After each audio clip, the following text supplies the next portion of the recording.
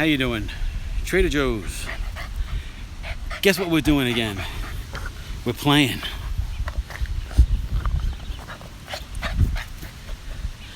See, we got this nice ball field to ourselves.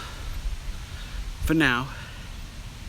Sooner or later somebody will come and want to start playing or something.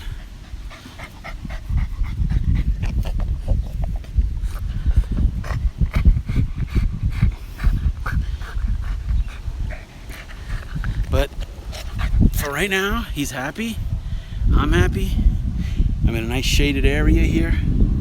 It's pretty hot. It's about 82 degrees or so Fahrenheit. I got plenty of water for him. I bring bottles of water.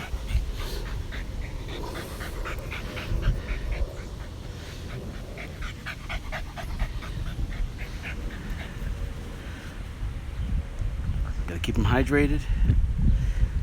The tick problem has been getting worse and worse. Every day I'm finding more ticks on him. It's only a matter of time, I think, until something bad happens. But so far, I've been lucky. The last ones I found were on the side of his face, almost by his ear. And then I got concerned that maybe there'd be something inside of his ear. So I have like an orthoscope or something like that. You know, something for looking inside. Kind of like a borescope that you connect to the computer. And I looked inside of his ears. I didn't see anything other than a lot of wax and stuff. There's no insects or anything, but I'm concerned about these ticks because apparently there's a lot of diseases that are in these ticks now that have that affect your system neurologically, and I don't know how it affects them, but I mean I give him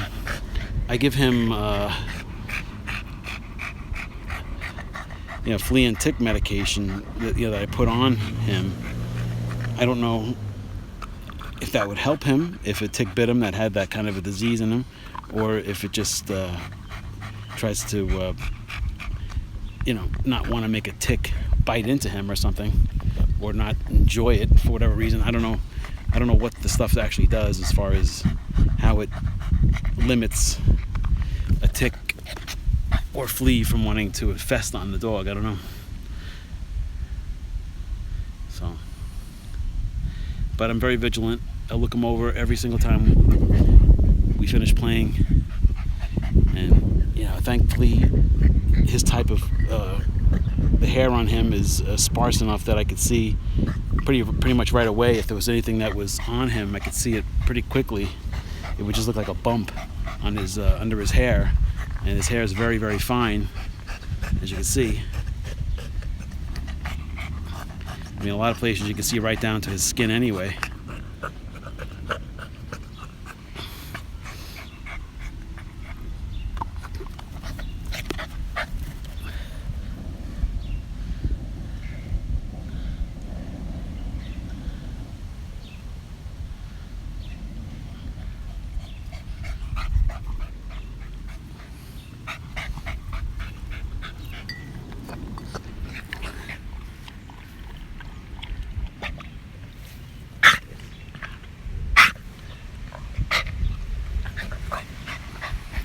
So he looks like I don't see anything on him right now. I mean, this area, there's not going to be much anyway. It's usually if I take him in a very wooded area with tall grass.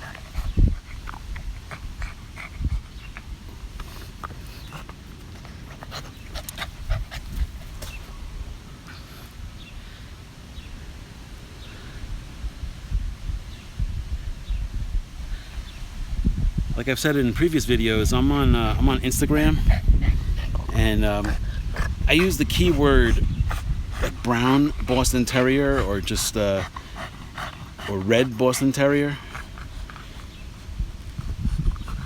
and because most Boston Terriers are black and white, but there seems to be several that are similar in color to him, and then there's some that are like brindle. And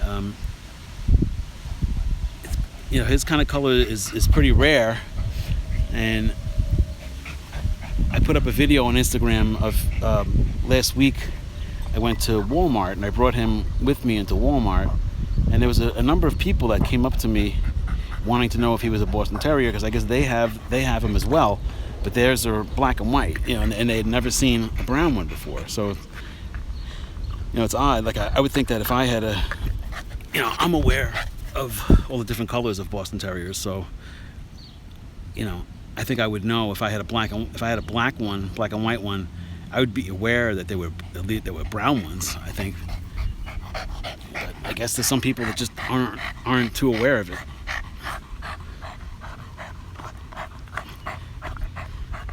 He loves it. He loves to play.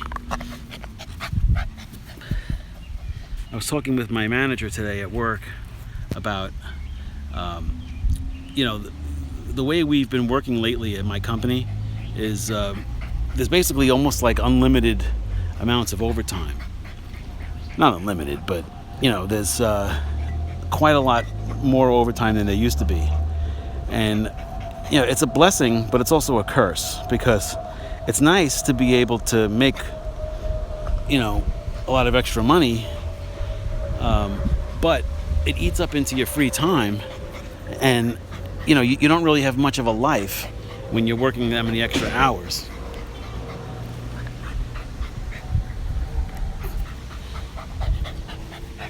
If you usually work 40 hours a week and they give you, let's say, an extra 15 to 20 hours of a week overtime, it's basically what it is when I go to work, it's dark out in the morning, and I come home, it's dark out. Like, I don't get a chance to see daylight all that often. By the time I get home, usually I don't have a lot of free time to, especially like in the colder months. Like, there's a lot of time when I don't even see the sun coming through the windows in my house because I get home so late. And it's great to make money, but at the same time, you're sacrificing a good percentage of your life just to make money. And if I had the option, I think, I would take the overtime, but I wouldn't take as much, maybe. And I do have the option. I don't have to work it, but I feel awkward not to work it.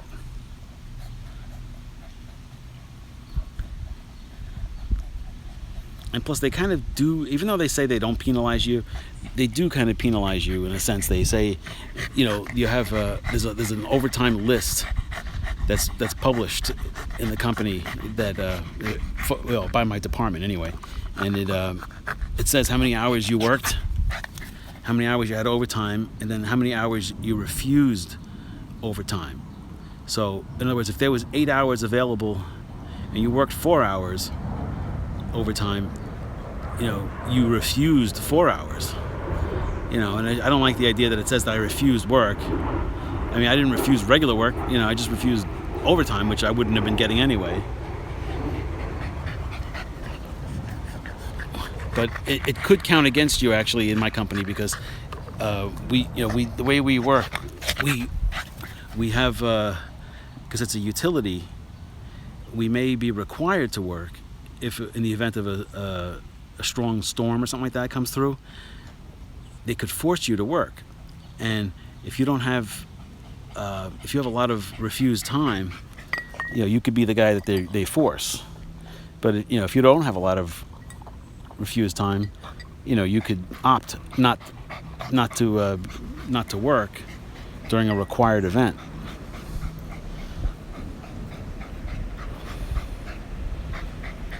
What a good boy. What a good boy.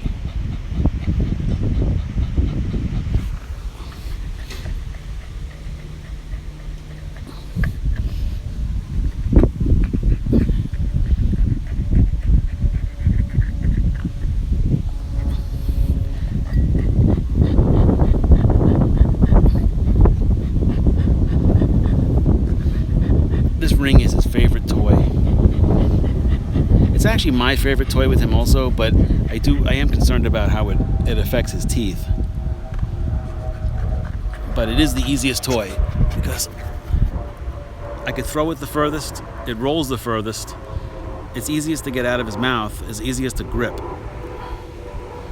But it's the most damaging.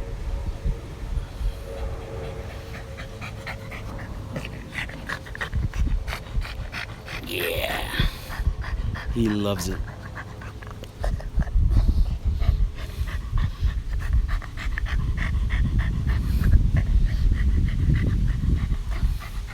What a nice day, huh? Look at the sky. This is a little league field. And school hasn't really gotten out yet. I came home very early today because we had a office kind of a party thing where they let us go early.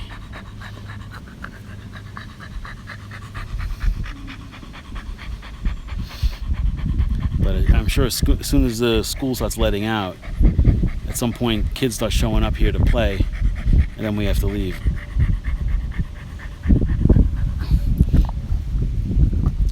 There are signs down there that says no dogs allowed, but he's not a dog, he's my son.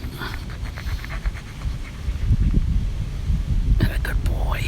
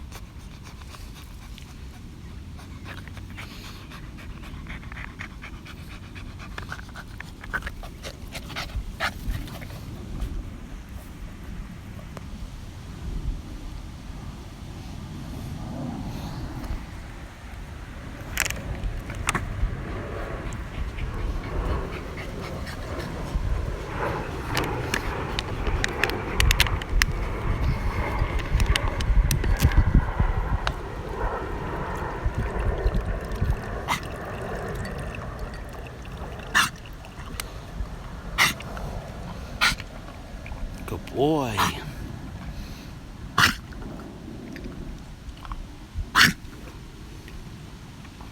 Good boy. Eat up.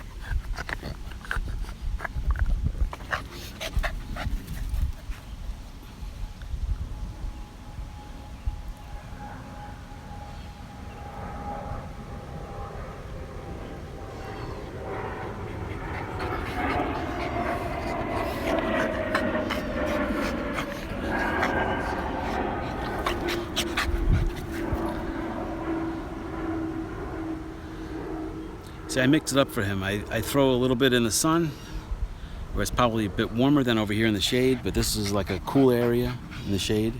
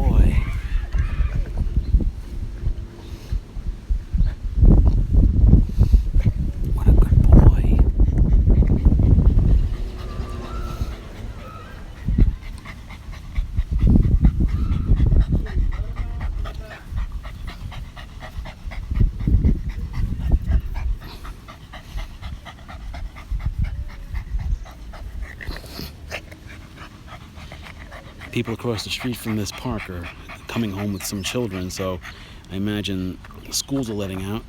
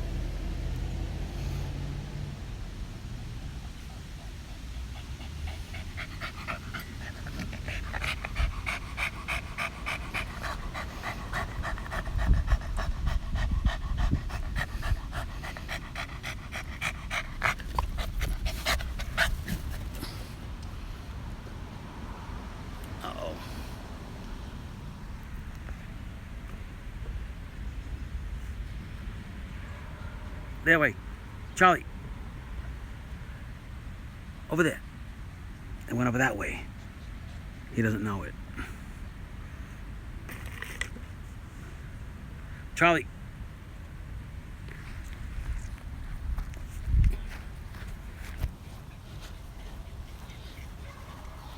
Usually what I got to do in this scenario is I'm going to walk out to where the toy is and he'll figure it out. There you go. What a good boy.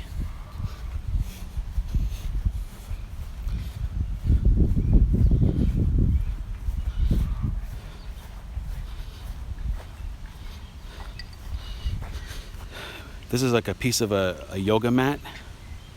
I got it in Walmart. There was like $5 for like 8 feet of it, and I cut it up into like 4 pieces, or 3 pieces. I have a knapsack with bottles of water, iced tea for myself. That's where I keep the phone. I got a lot of plastic bags for picking up poop.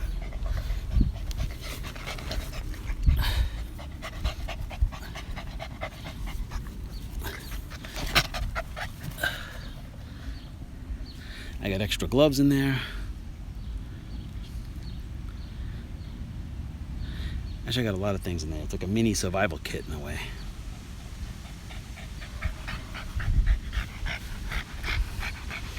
I got like an emergency poncho. I even have like an emergency type of homemade dog poncho that I made for him. Because sometimes we've been out and all of a sudden the sky opens up and it starts pouring on us. So I want to have a plan B.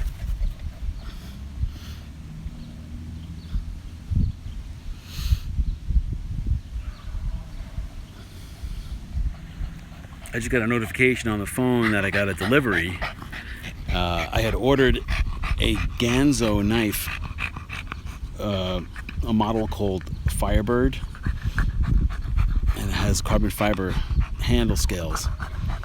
And I believe it has like kind of like an axis lock, but it also has a similar type of a blade to Spyderco's. It's kind of an interesting looking design. I've heard some good reviews about it, and it's super cheap. And I just figured I'd give it a shot. I think it's 440C steel.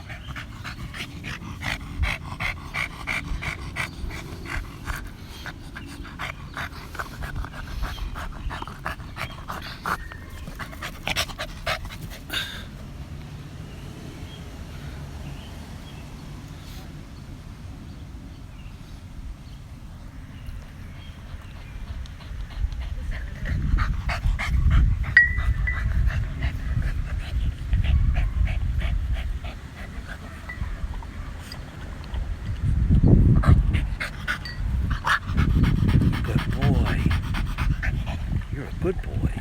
Eat up. So that water's getting a little filthy with grass. So I'm going to dump it out. And inside here I got more water.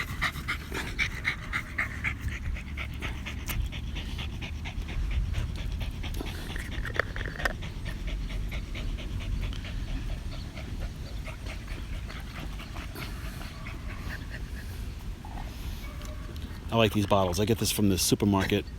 And this is just a bottle from orange juice, so it's like fresh squeezed orange juice. But look how much they charge for 32 ounces of orange juice. It's fresh squeezed. It's really, really good though. It's much better than like Tropicana and stuff like that.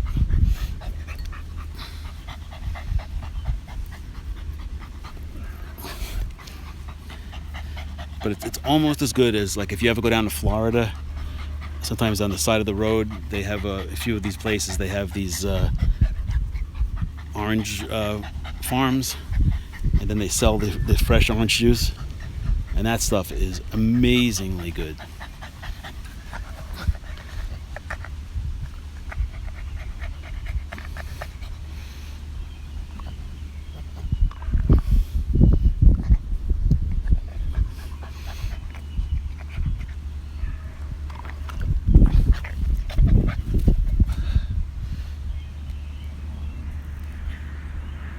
Sometimes if I'm holding my hand up and I'm holding the phone and it's above my heart level, I start getting the pins and needles in my hands. Anybody else get that?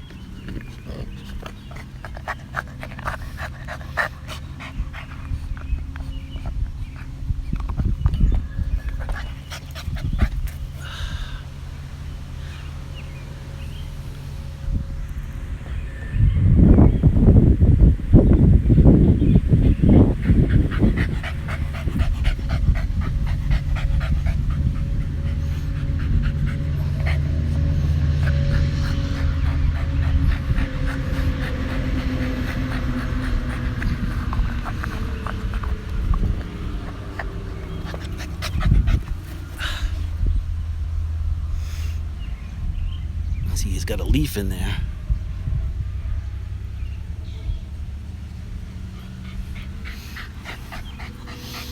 I try to keep it clean so he doesn't accidentally drink something.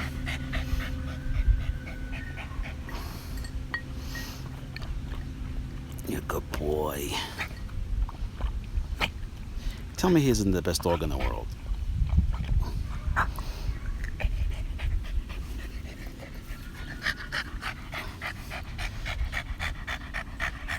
Yeah.